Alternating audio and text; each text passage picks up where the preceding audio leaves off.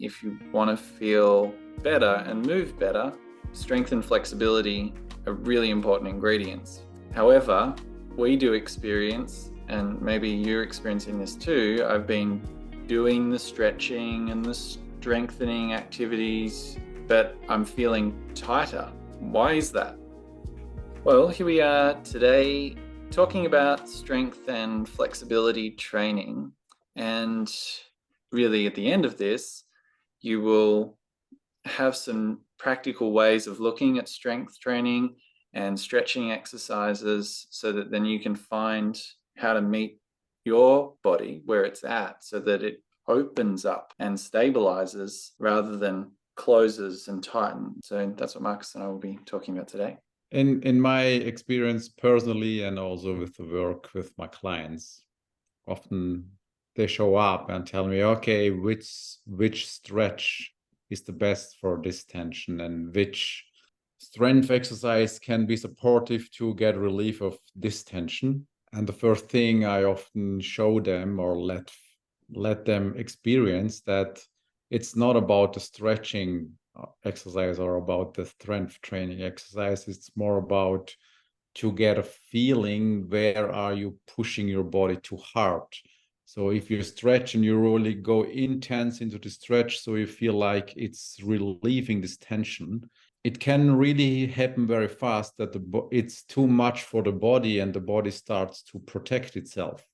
So first it relieves, and then after that, the body is going into protection, like, okay, this is not happening again to me.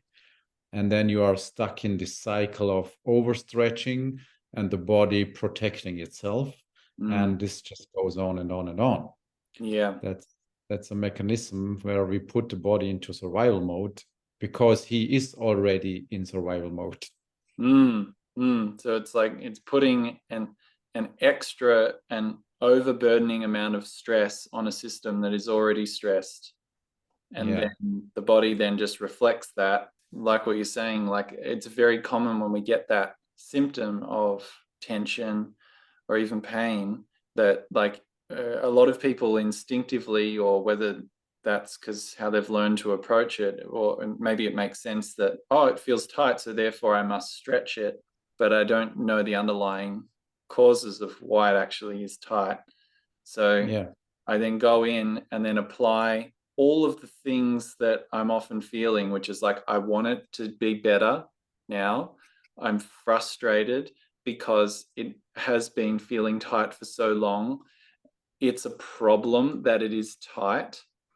And so then we bring all of that is already jacking up the nervous system. And then we bring it to that activity. And then after, the body then gives us a signal and says, hey, because of all of those, the way that you approached me before, now I'm going to give you some sensory feedback to let you know that that's actually, this is what it has caused. The underlying habit is causing the tension. So how I am approaching my body, how I'm approaching this tension, this is where we have to look at. Not the stretch itself, how I'm doing this stretch, how I'm doing this movement. So it's coming back to me, how I'm using the body. Yeah. And if we zoom out from like stretching and strengthening, these are just different effects of movement, and we can stimulate the body in different ways with movement.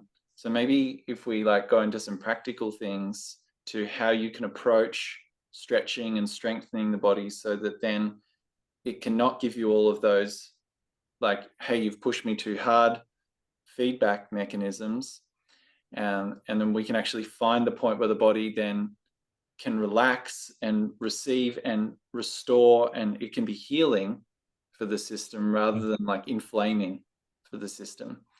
So what would you say, like if someone was coming in, they're feeling tight, they're feeling tense, their body does need more structural integrity, it needs more stability, it needs more mobility and flexibility.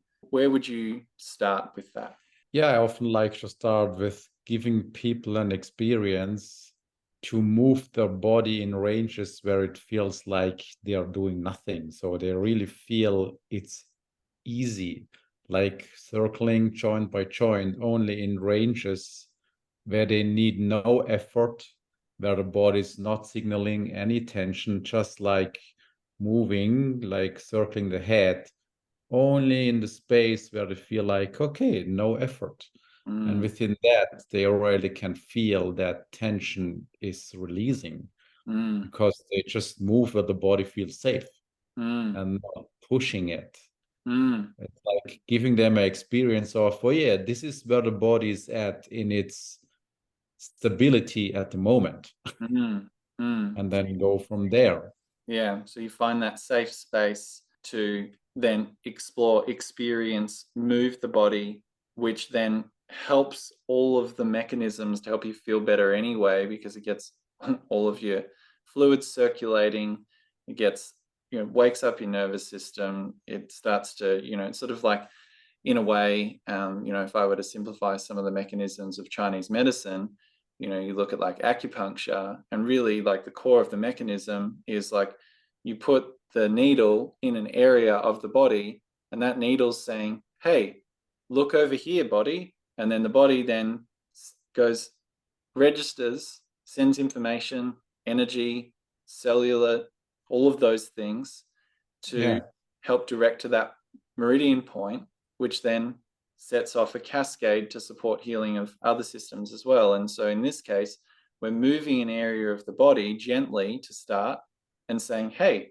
look over here. We then get to connect with it and go, oh, maybe the problem wasn't that I was tight. It was that I was stressed and that I hadn't moved this area. And so then we can down-regulate those two things at the same time and go, okay, I'm moving this area. Oh, there's maybe a bit more movement than I thought. And I can feel where my edges are. I can feel where the space is. And then we start to get a sense of, oh, the intensity and how it builds up. And then over time, we can then apply that consistently to then know what our threshold is, what's the effect of the things that we do. So it's kind of really a process of like relearning about our body and how it responds to different stimulus and intensities of movement. Yeah. And it will also expand the perception on how the body is working together. Like when we circle the hip joint in a gentle way, maybe we feel a relief in our shoulder. And yes, we move the ankle or the big toe, maybe we feel like the whole right body half starts to relax, because like you described in acupuncture, like the body is giving the signal into the system and everything is just resynchronizing with the new stimulus, like, oh, this can also happen this way. And the nervous system starts to relearn, like, oh yeah, this can also be a possibility. one of the core things to feeling and moving better is to like relieve stagnation in the system. So to find where blockages are around different joints, different muscles, fascial tissue, the way that the blood's flowing, the way that the lymph's flowing, the way that nerve signals are being communicated or not being communicated. And you don't have to understand all of this intellectually. And there's so much happening that like science can't even track it all. And that's where it brings it back to us to actually start to like practice connecting with the body, so then we can learn our own instrument, how to take care of it. And then, it's like, like you can't just, well, I don't know anyone who's like picked up an instrument and then can just like play instantaneously. Like you test it out and you stuff up notes and all of that sort of stuff, but then over time you develop this connection where there is no separation between you and the instrument anymore, where then you can make music. And I suppose that's how I see working with the body as well, and how we can approach this widely known practice of strength training and flexibility training, but with a focus that's not so outcome driven, where we then feel forced of the way that it has to look like. Yeah.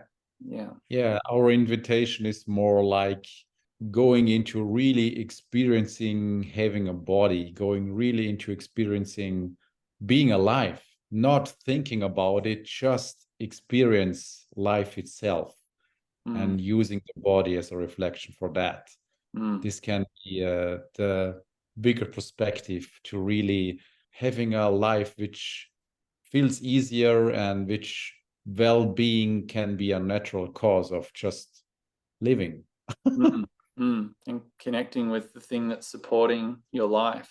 And so I suppose to like take this a little bit further and maybe as we wrap this up. So we start off, if you're feeling tight, like connect with your body, start with some gentle movement, joint circling can be really helpful. Starting to gently move in and out of the ranges where you might feel restricted, seeing how your whole body is interconnected in terms of if you do feel tight in your neck, maybe it's not your neck, and start by addressing the whole body.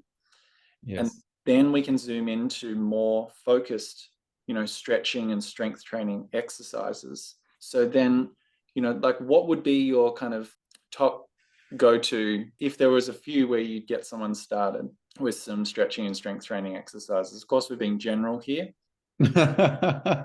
Yeah, in my experience, really hotspots are often hip, especially hip extension. Yes. Because the hip is just blocked in a way due to our living style. So too much sitting and the body get blocked. So not that sitting is bad, but it's just building all this stagnation in the muscles, and the muscles are losing their elasticity, and this is causing the blockage. So really start gently working with the hip extension and approach it in a way we were just talking about, maybe circling the hip or just going into moving the hip, rocking the hip back and forth to get a feeling where's tension coming up, where I'm trying to pushing too hard, and just using this in different movement ideas like parallel stance or like a split stance, and just start integrating just this gentle rocking the hip back and forth with the consideration like, okay, where is my body able to move safely and where I'm pushing too hard? So we go from that like general, we look at the body overall in a fairly neutral form. You could be standing or laying on the ground, circling joints, getting a feel for it. Do that for some time, like get a sense for what are the effects of the stimulus that I'm giving, learning about, how much you can challenge the body and how that feels after and during. Then going into more specific exercises and choosing, say, a pattern like a lunge pattern, or like you could pick any yoga posture, any posture, and then starting to go into that range and then start to explore the movement of particularly your bigger joints around your hips and all that sort of stuff. So then you can explore the stretch and explore where your strength is in that particular exercise, and we can make that easier or more active and more challenging by using different supports and all of that sort of thing. And so it makes movement really scalable, and it allows you to find, okay, well, how do I stretch and strengthen my unique body and apply it to the movements that I would like to do, and then also to offset the movements that I haven't been doing, then the movements, the stagnant positions that I find myself in most commonly, and how to rebalance from them. Yeah, excellent. And I would say this is closing this conversation in a beautiful way. And maybe we can just put out the words for our Physical Freedom Challenge so people sign up there, and just going through the principles and start experiencing the body, experiencing movement from a broader perspective. So not trying to make things like they think it should be, just diving into the body and seeing where the body is at, and then using principles to support the body in getting more resilient. So yeah, I definitely agree that Physical Freedom Challenge is a great place to start for that. Well, good chat.